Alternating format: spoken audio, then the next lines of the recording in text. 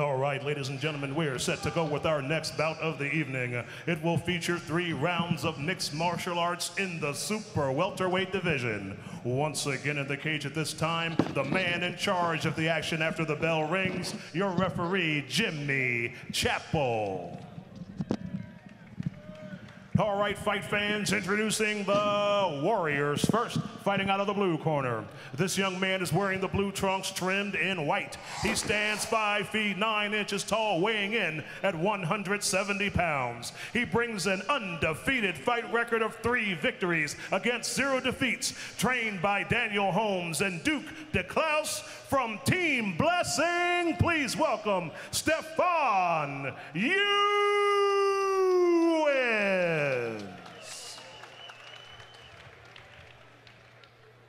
And introducing his opponent in the red corner. This young man is wearing the blue trims trimmed in gold. He stands 5 feet 10 inches tall, weighing in at 168 pounds. Tonight, he's making his new bead fighter's debut, trained by Michael Castro and Jeff Lentz from Castro's Martial Arts. Please welcome Gito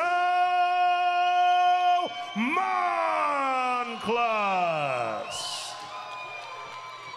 3 rounds, super welterweights. And the cage door's locked for fight number 5. Super welterweight, 185. It's a great weight class. Fighters touch gloves. And they look focused, Brian. They do look focused. This is going to be a tough one here for Gito Monclus. We're looking at a 3-0 guy versus an 0-0 guy here. But Sure. You know what? Let's start off by saying Michael Castro, Jeff Lentz getting Gito ready and stepping up for the challenge. It says a lot about this young man walking into this cage tonight. And he's in the top position. He looked really crisp on his first couple throws, and then he got taken down. I'm looking forward to see him standing back up and flashing some leather if we get the opportunity. Yeah, and Ewins seems to be a guy that's probably got some great stand-up. You know, Gito's on the top position now. We'll see what happens. But again, just it's always good to see guys step up and challenge themselves, and I think that's what we're seeing tonight with a slightly more experienced fighter against a guy who's making his debut. And here we are back on our feet. And a big right leg kick. A couple of those will really take your legs away. Yeah, we've had that conversation a few times. Different guys can eat a few of them, but they do add up. And I think we're seeing some of that striking we were talking about before. Nice takedown, but it looks like he might have got caught in a guillotine. Can't really see it from this angle, but it looks like he's got it tight. That's in tight. And he's got the guard wrapped around. What's he have to do to finish this? Look at that. Good job by Gito Monclus popping that head out. I'm impressed. Okay, Stephfond Ewins, clearly we've seen the guy's got some stand-up. Sure. Okay, and he's going to look to use that. I think he's going to take his little break here. He's not. I don't think he's too worried on the back, but this is that fight where Gito Monclus has got to grind. Sure. He's got to grind him out, and he's doing a great job grinding him out so far. Now inside position. Last 10 seconds to go in the round. Only 10 seconds left. You look to go for a submission there, or you just kind of weather the clock, and now you got reversed. That's going to hurt.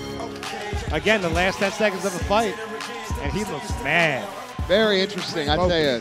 What a great night of fights tonight, Mike. I'm excited. This is what a great dynamic. You're seeing the young Gito Monclus, the fighter without experience, stepping up and bringing it to Stephfond Ewins out of Team Blessing, coached by Daniel Holmes. He's frustrated him. He's gotten to his head a little bit now. Yeah. You see the way he walked up and he said, this isn't the way it's supposed to go. I should have ended this fight already. I mean, his strikes look good. His ground game looked good, but he got reversed there in the last 10 seconds, and that could pay a toll on the scorecard.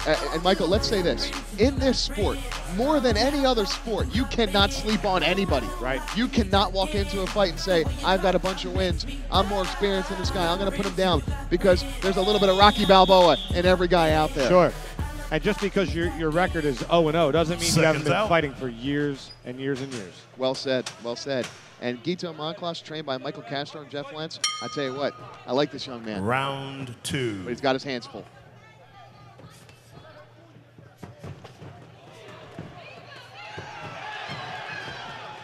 Yeah, he wants to keep it up.